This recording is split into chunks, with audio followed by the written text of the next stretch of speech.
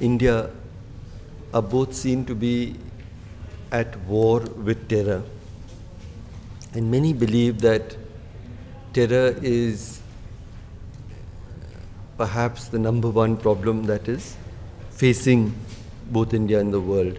Underlying this claim that India and the world are most gravely besieged by terror, the underlying, often unstated, sometimes stated assumption is that most of this terror is by Islamist organizations. These are both worrying assumptions that we make. The number of casualties actually caused by terror violence across the world is actually much smaller than poverty and hunger and even road accidents and so on. But also there is an implied hierarchy within India. Here once again it's important to reflect a little bit from where this hierarchy comes, because both are crimes motivated by ideologies of hate which target masses of innocent people. In terror violence, often the victims are more randomly selected than in communal violence. But these are similar crimes in many ways, and yet the response of public opinion and of security agencies, governments, is very different with regard to these two kinds of crimes.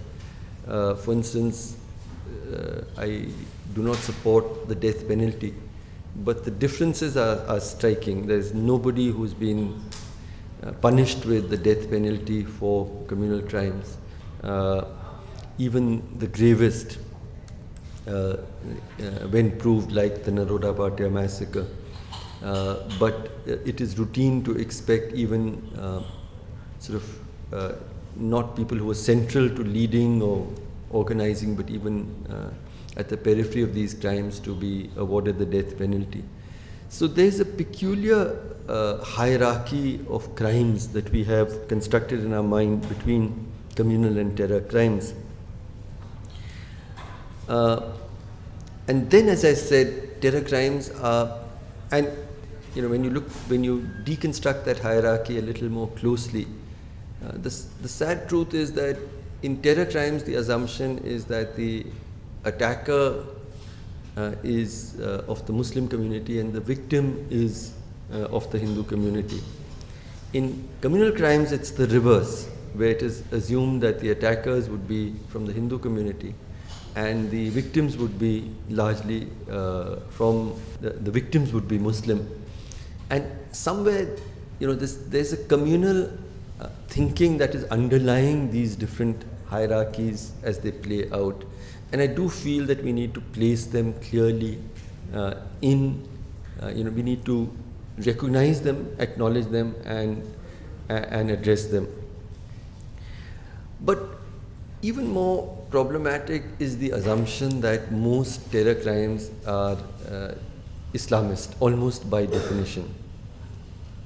And there's a huge amount of evidence now that actually if you get the numbers, we find that the numbers of civilian deaths consistently from 2001, except in the year 2008, the number of civilian deaths caused by terror crimes by people of Muslim identity is actually smaller as a proportion of the total number of deaths than their proportion in the population. Yet in the popular perception, but sadly even in the perception of security agencies, we tend to look at terror and Islamist ideologies as interchangeable. This in itself was problematic, but when we had, from 2006, the Malegaon blasts, a series of grave terror crimes, which actually in their timing and in their location mostly targeted Muslim populations because they were on festivals and in mosques, in times of gathering in large numbers. But within minutes of each of these crimes, the terror crimes, the government would announce that these were the handiwork of XYZ Islamist organization, usually of cross-border, the Huji in Bangladesh or Lashkar-e-Toiba. I mean, the fact that they made this announcement sometimes within 15 minutes of the blast would raise sort of puzzling questions that if you knew in advance that this organization was organizing this, why did you not do something about it? And if you didn't know in advance, how did you know automatically within 15 minutes of the crime? And then each of these, the Malegaon blasts in 2006 and 2008, the Samjhauta Express 2007, the Makkah Masjid in Hyderabad, the Ajmer, each of these were followed by large-scale arrests of Muslim youth and reports of their torture and long periods of incarceration.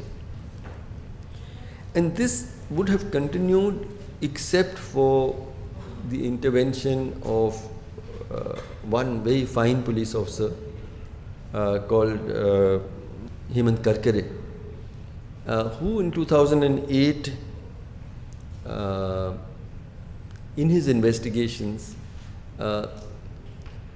placed before the nation evidence of what we now describe as Sang terror, which is really terror attacks planned by people of not Islamist but Sang organizations and ideologies. And this was a very uncomfortable truth for the country to confront, but with a sense of deep fairness, he started exposing these and collected evidence from Pragya Thakur's motorcycle. I won't go on. We'll be spending the day discussing all of this and what is happening after the change in government in terms of the evidence here.